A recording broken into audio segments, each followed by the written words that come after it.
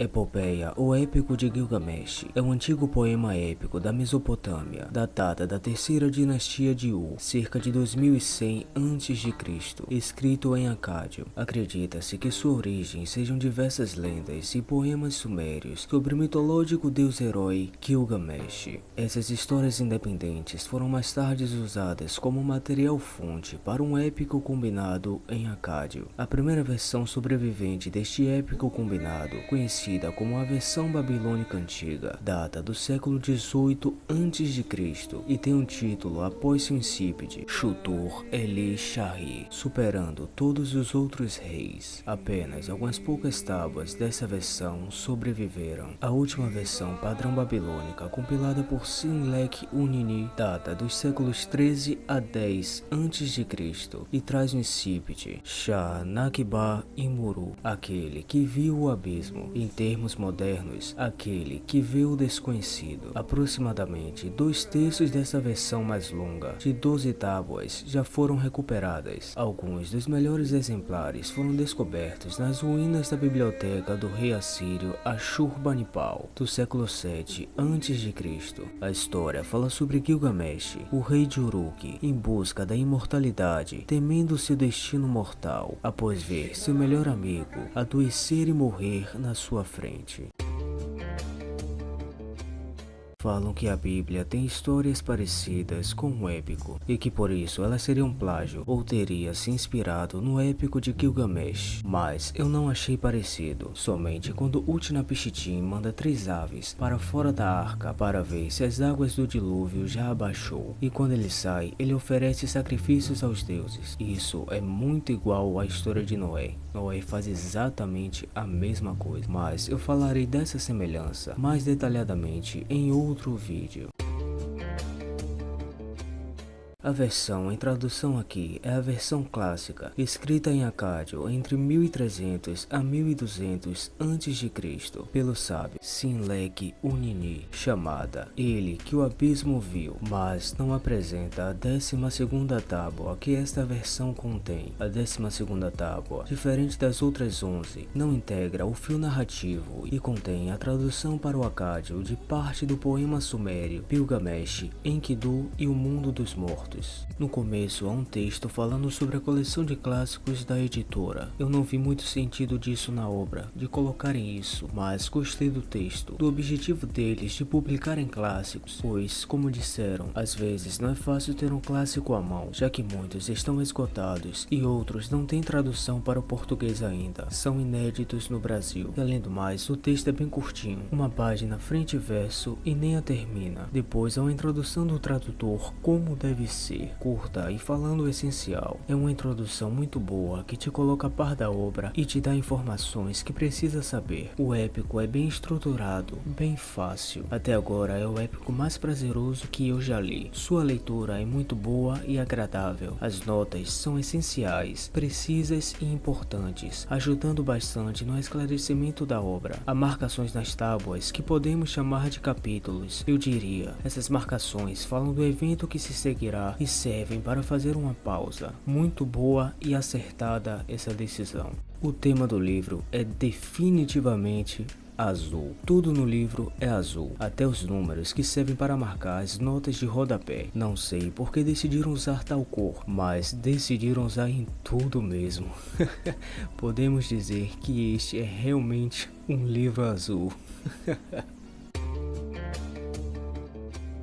A capa é bonita, tem uma fitinha que eu achei que seria útil, mas me matei para usar isso e vi que essa fitinha é um inferno. A tradução é boa, é a melhor edição que se tem atualmente. Havia uma outra edição no mercado dessa mesma editora, mas era muito feia, por isso eu não comprei. Infelizmente não demorou muito e eles lançaram essa versão bonita e muito melhor. O preço porém estava caro, estava custando R$70. Eu esperei por uma promoção e peguei em uma por R$50. R$ 50, pois não achei que fosse abaixar mais do que isso. A obra é um grande clássico, a tradução é muito boa e se esforçaram nisso, mas não recomendo comprá-la por R$ 70. Esperem uma promoção, assim como eu fiz. Sinceramente, acho que R$ 50 ainda é caro também, mas não tinha jeito. O livro é bem curtinho, então não entendo esse preço, sendo que tem livros que parecem um tijolo, são clássicos também e são mais baratos. Porém, obviamente não digo que essa obra não vale o preço, pois vale. Este é um clássico que com certeza deve ser lido. Primeira tábua fala sobre Gilgamesh, sua força, sua virilidade, sua bravura, como ele é inigualável e assedia as jovens, tomando até as filhas de guerreiros e as mulheres dos noivos, e como obrigava os homens a exercerem atividades esportivas. Parece como as jovens clamaram aos deuses por causa disso, e estes as ouviram, criando um rival para ele chamado Enkidu. Mostra também como Enkidu, um selvagem, prejudicava um caçador, já que tapava os buracos que ele abria, desarmava suas armadilhas e afins. Este caçador, a conselho do pai, vai a Uruk falar com Gilgamesh. Gilgamesh lhe aconselha a levar a prostituta Shamash e fazê-la descobrir o sexo na frente dele e que ele a tomaria, fazendo com este primitivo o que uma mulher faz, ou seja, domá-lo, e os animais o estranhariam após isso. O caçador leva Shamash e ela faz isso. Quando vê Enkidu chegando com seu rebanho, ela tira a roupa, deita-se e abre o pubis, esperando ele deitar em cima dela. Enkidu faz isso e por 6 dias e 7 noites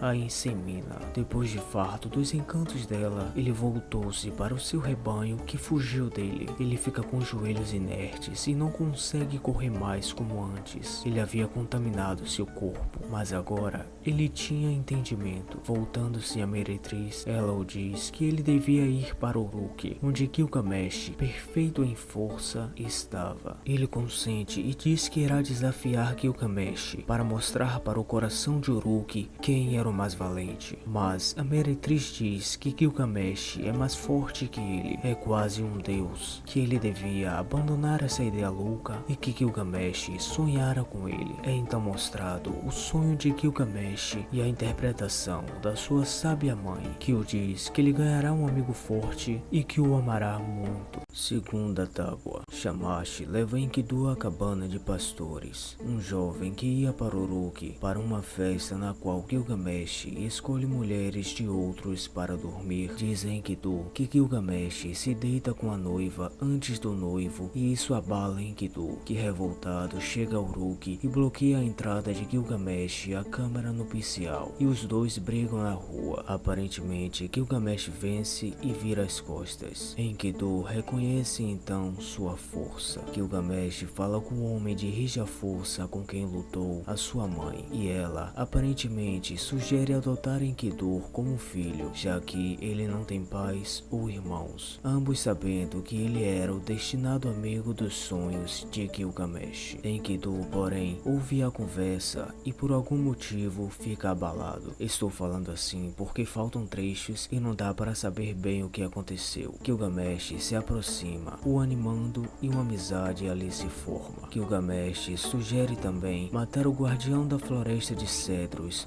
Humbaba. Enkidu tenta dissuadi-lo do contrário, pois Humbaba é um ser terrível e invencível, mas Gilgamesh consegue convencê-lo. Eles vão forjar armas. Depois, Gilgamesh reúne uma assembleia em Uruk para pedir bênção e que ele volte a salvo e de coração alegre. Enkidu pede a todos que o convençam a não ir, relatando o quão perigoso Humbaba é, e um dos principais tenta convencer Gilgamesh a desistir da ideia. Terceira tábua. A Assembleia abençoa Gilgamesh, desejando-lhe sorte e lhe dá conselhos para a missão que irá realizar. Gilgamesh, junto com Enkidu, vai até sua mãe para pedir sua bênção. Nissun, a mãe de Gilgamesh, se lava, purifica, se enfeita e sobe até o terraço para rezar ao deus Shamash para que proteja seu filho, o guardando, e que jogue ventos fortes de todas as direções, junto com tempestades redemoinhos e mais em Humbaba para ajudar Gilgamesh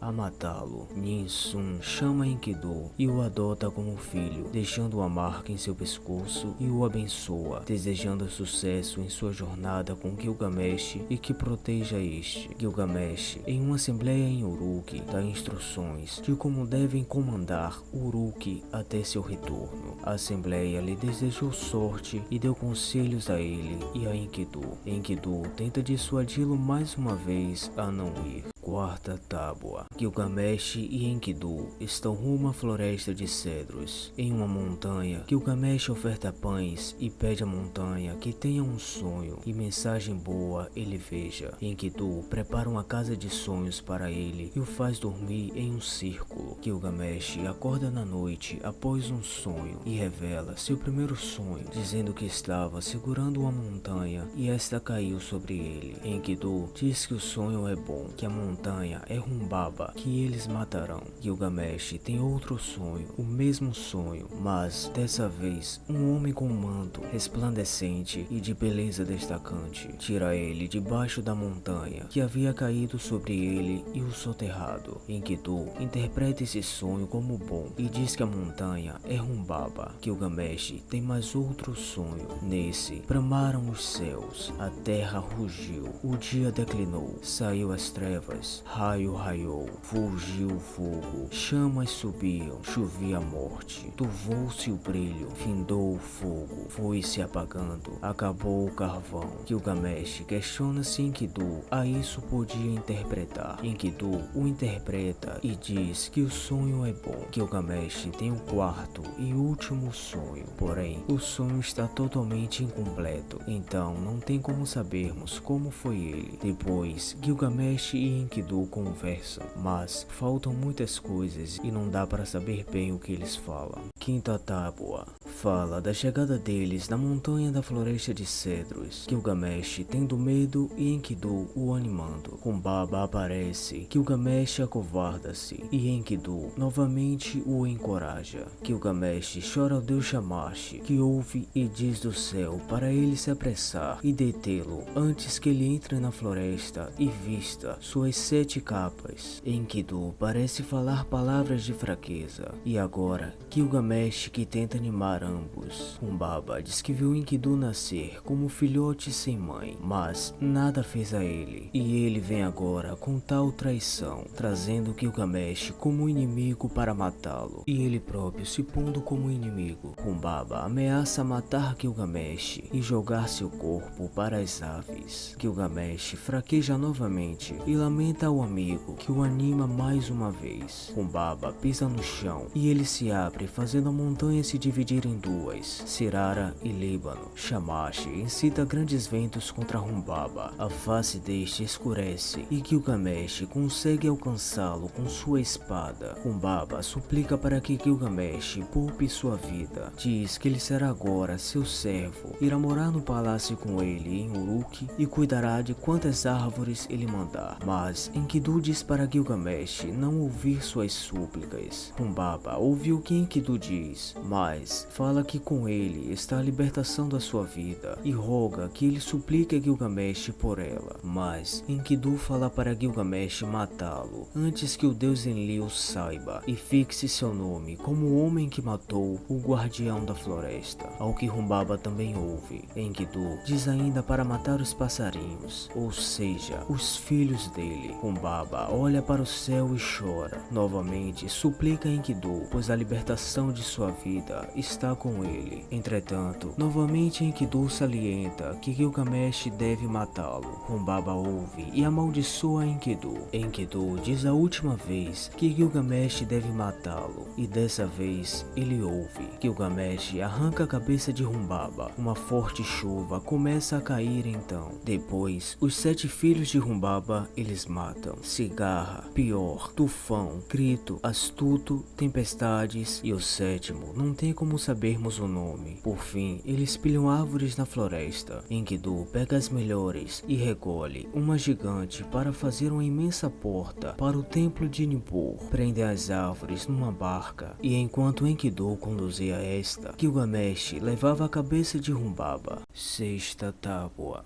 A deusa Ishtar pede que Gilgamesh seja seu esposo. Este recusa, mostrando a crueldade com que ela tratou seus outros amantes. Irritada, Ishtar reclama com seu pai, o deus Abu, e pede a ele o touro do céu para castigar Gilgamesh, e que se ele não der, ela golpeará o Ersetur, o mundo dos mortos, para o chão e fará os mortos superarem os vivos em número. O pai fala que se der, Uruk terá uma fome de 7 anos. Ishtar diz que tem mantimentos para esse tempo e o pai lhe dá a corda do touro. Soltando o touro em Uruk, este seca árvores, rios, fende a terra, mas Enkidu e Gilgamesh enfrentam ele. Enkidu o segura por trás e Gilgamesh crava o punhal no lugar do abate. Depois arrancam seu coração e colocam em face a Shamash. Ishtar profere um lamento e diz que aquele era Gilgamesh, que a insultou e o touro matou.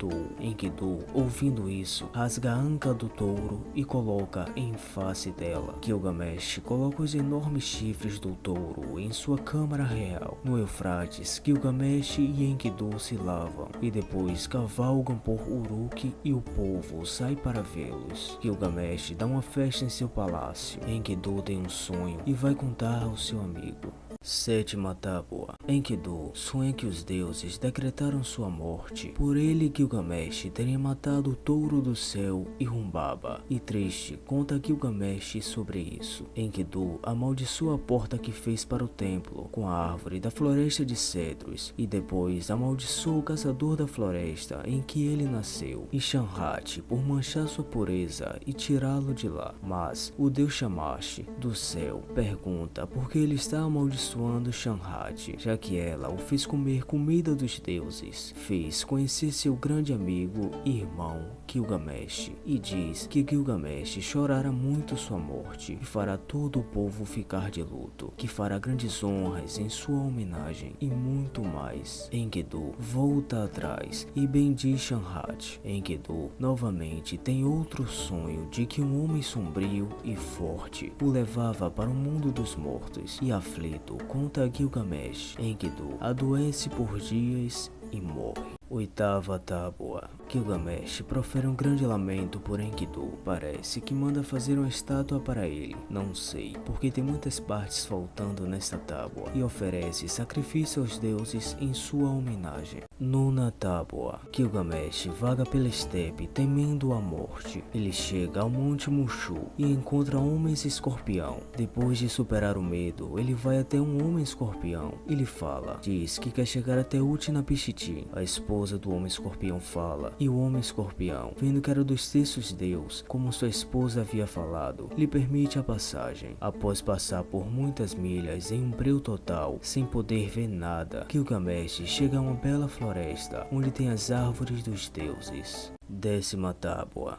Gilgamesh chega até uma taberneira chamada Chiduri, que às margens do mar morava. Ela se assusta com a aparência dele e fecha a taberna. Gilgamesh explica que seu amigo, que tanto amava, morreu e por isso estava abatido e vagava assim em busca de Utnapishtim, pois temia a morte, temia ter o mesmo fardo de Enkidu. A taberneira lhe dá um grande conselho, diz que o que ele procura não encontrará, porque os deuses impuseram a morte aos humanos e a vida guardar em suas mãos, e diz que ele deve aproveitar cada dia, ser feliz, usar roupas limpas, lavar a cabeça, reparar na criança que segura em seu braço e amar sua esposa. Mas Gilgamesh insiste, perguntando como encontrar Utnapishtim. Ela diz que ninguém jamais atravessou aquele mar, só Shamash pode fazer isso, e que mesmo que ele atravessasse, nada poderia fazer quando chegasse às águas da morte. Mas revela que há um barqueiro chamado Ur-Shanabi, que é o barqueiro de Utnapishtim, e que poderia atravessar com ele. Porém, fala que se não conseguisse, deveria voltar. Gilgamesh encontra Ur-Shanabi, mas parece ser atacado e destrói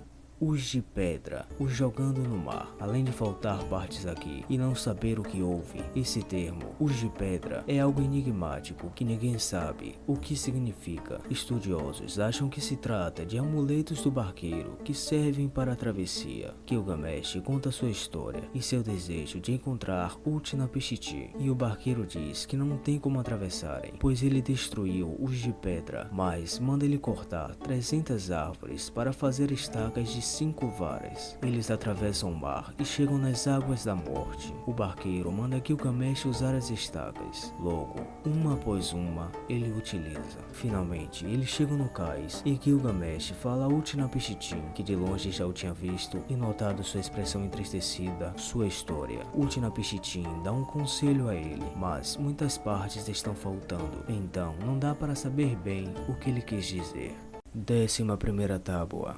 Gilgamesh diz a Utnapishtim que ele não parece diferir de um humano normal. Utnapishtim então conta-lhe que Enlil, junto com outros deuses, planejou um dilúvio na terra para matar toda a humanidade. Ea, porém, avisou a Utnapishtim e o mandou construir uma arca. Utnapishtim então contratou as pessoas da sua cidade e construiu a enorme arca, dando tudo o que tinha. Terminado, ele pôs no coração da arca semente de tudo que é vivo, sua família, as pessoas do seu clã, animais, os filhos dos artesãos. Por dias cai forte chuva na terra e transforma os humanos em barro. A deusa que criou os humanos, Belet Ili, chora em prantos, vendo a destruição de seus filhos, se arrependendo de um dia ter desejado a destruição deles, e os Anunnakis choram junto com ela. Dias se passaram e a arca ficou presa no monte Nimush e não saiu mais. Utnapishtim solta uma pomba, mas ela volta, pois não havia onde pousar. Solta uma andorinha, mas ela volta, pois não tem onde pousar. Depois solta um corvo, que vendo a diminuição das águas, come, salta e dá voltas. Utnapishtim oferece um sacrifício cujo doce aroma os deuses sentiram e como moscas amontoaram-se. Enlil, vendo o barco, fica furioso porque houve sobrevivente, mas Ea mostra a Enlil como ele aplicou um castigo injusto e pesado demais. Enlil sobe a arca e abençoa Utnapishtim e sua esposa com a vida eterna em compensação. Ao terminar de contar essa história, pergunta a Gilgamesh quem fará isso por ele. Depois é mostrado como Gilgamesh não vencia nem o próprio sono. Utnapishtim manda seu barqueiro Ur-Shanabi lavar Gilgamesh e pôr-lhe roupas novas e dignas e levá-lo de volta. Gilgamesh clama mais uma vez a Utnapishtim sobre o que deveria fazer, pois a morte batia-lhe a porta. Mas sua esposa diz que Gilgamesh chegou tão longe, se sacrificou, foi franco, mostrou suas aflições e Utnapishtim o partiu sem dar nada. Utnapishtim então o chama de volta e revela o segredo de uma planta no fundo do mar, capaz de rejuvenescer alguém. Gilgamesh vai até o local, amarra uma pedra nas pernas para afundar e consegue pegar a planta. Entretanto, quando foi banhar-se em uma cisterna depois, uma cobra roubou a planta e trocou de pele ao fugir. Gilgamesh lamenta aos prantos e pergunta de que serviram seus esforços, e diz que não tem mais como voltar para aquele lugar, pois o mar subiu e ele deixou seus instrumentos lá. Eles então rumam para Uruk.